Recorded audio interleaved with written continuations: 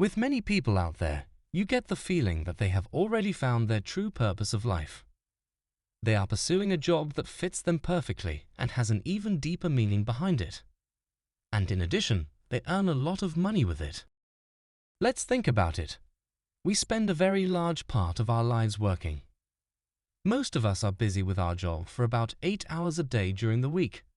That's a third of the entire day. If we add to this the fact that we also sleep almost 8 hours, it is actually almost half of the day that we devote to our job. For this reason alone, work should be fun and not just done to earn money. That's why more and more people are searching for their true purpose of life. Have you found your purpose of life? If not, in this video I will show you a suitable way to find your calling. At the end, I'll also go into whether purpose always has to have something to do with your job. Feel free to like the video at the end and subscribe to my Business Monk channel to receive new videos on topics like business, mindfulness, and the meaning of life. If you're doing a job day after day just to make a living, then you probably haven't found your calling yet. However, your purpose in life is not just about having fun at work, but also about seeing a deeper meaning behind it. Your purpose of life can be more than just having a nice job. If you found your calling, you're realizing yourself, making a great contribution to the world, and thus have the chance for a happier life. But hey, you're absolutely not alone. There are so many endless possibilities, especially in our modern world. Unfortunately, in school we are not taught how to consider all these possibilities and find our true purpose of life. Therefore, in the following you will find a technique that will allow you to get closer to your true purpose by answering 3 questions. You will receive valuable tips and questions that will help you find your vocation. Right up front, however, it should be said that finding your true purpose in life can take time. So take enough time for yourself not only to watch this video, but also to answer the questions thoroughly. Your purpose is a life's work and therefore not something you discover in 30 minutes. So be patient and work intensively on the following 3 questions. Then you will be able to find your vocation. Your purpose of life is often an intersection of different aspects. It is about what you are good at, what you like to do, and how you can best serve the world. You should deal intensively with all of these issues. So let's start with the first question. What are your gifts and your talents that distinguish you from others? The first step is to find out where your gifts and talents lie. Some people will find some answers right away, but others will have to think about it for a while. It is important that you broaden your horizon and write down too much rather than too little. For example, answer the following questions to make it more concrete. What are you really good at? What are your strengths and talents? What do others value about you?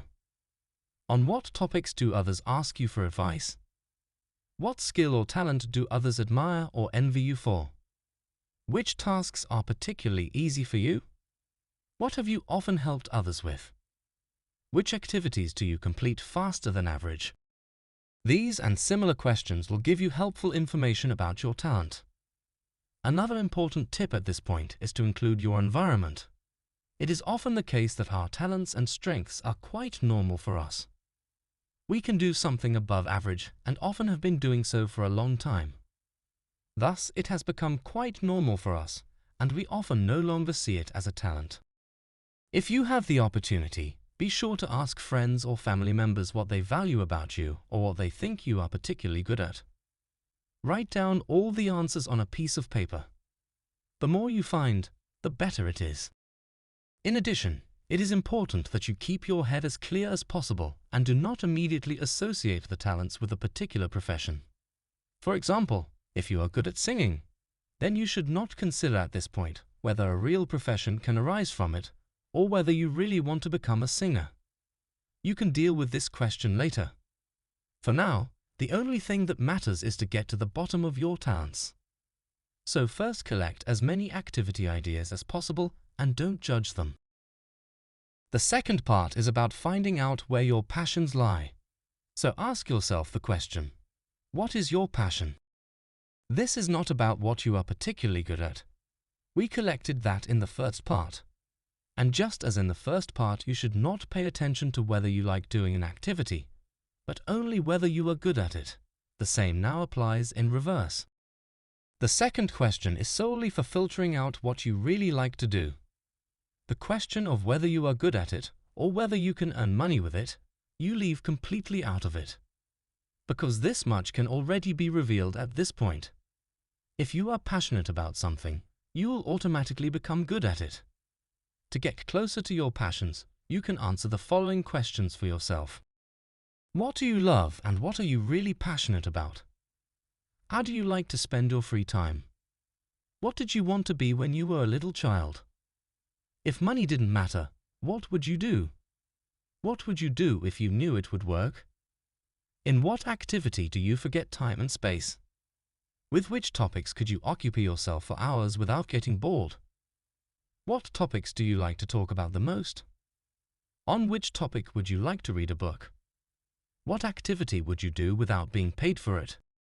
All these questions will help you filter out your passion. Of course, you can have several passions, and this is actually the rule.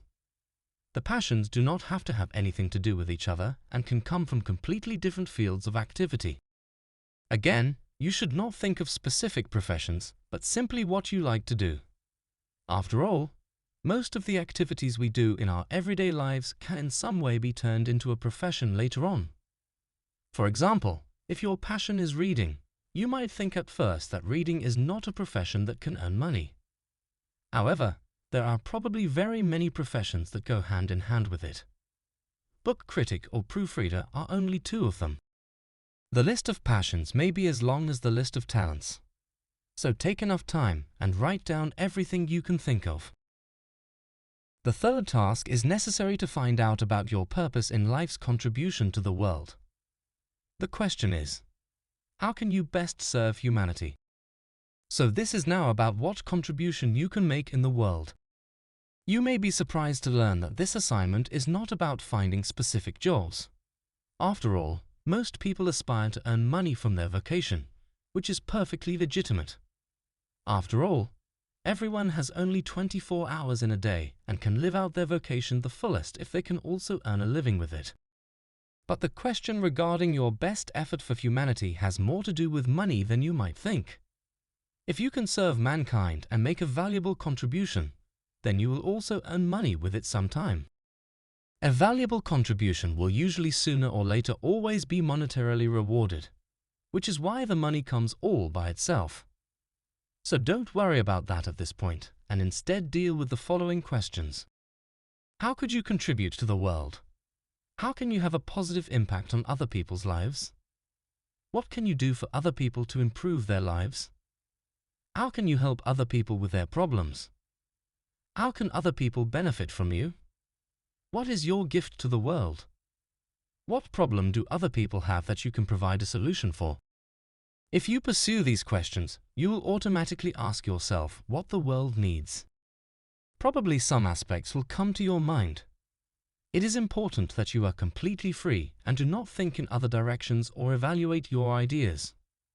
For example, if you are a real expert on the subject of nutrition and fitness, then you can definitely help some people with this knowledge. It would be fatal at this point if you are consumed by the thought that there are already so many other people pursuing this task and therefore don't consider it. Of course, there are already quite a lot of nutrition and fitness coaches in the world. However, there are at least as many people who need help in these very areas. Furthermore, everyone works differently and each person needs the same knowledge in a different way. So, there will definitely be people who need such information in exactly the way you provide it. Therefore, don't exclude any activities or whole professions just because they already exist. If you want to find your purpose of life, you don't have to set yourself the goal of reinventing the wheel. Think exclusively about what humanity needs and whether you can give it to it. As already indicated at the beginning of the video, I want to address the question of whether your purpose of life always has to have something to do with your job. Maybe you are very happy with your job at the moment and don't know if you want to find a professional purpose in life. If you are dealing with this question, then this is more than pleasing. Because if you look for your vocation without having the claim to want to earn money with it, then you are much freer in your thoughts. Most of the time, this will develop into a profession with which you earn money, but it can also remain a side project. So don't get into such questions, but deal with the 3 topics mentioned before, because this path will make you happier in any case, and what exactly emerges from your vocation later on will become clear. So what's the conclusion of all this, and how can you really find your purpose of life through these 3 questions? First, really take your time and truly ask yourself the 3 questions. What are your gifts and your talents? What is your passion? And how can you best serve humanity?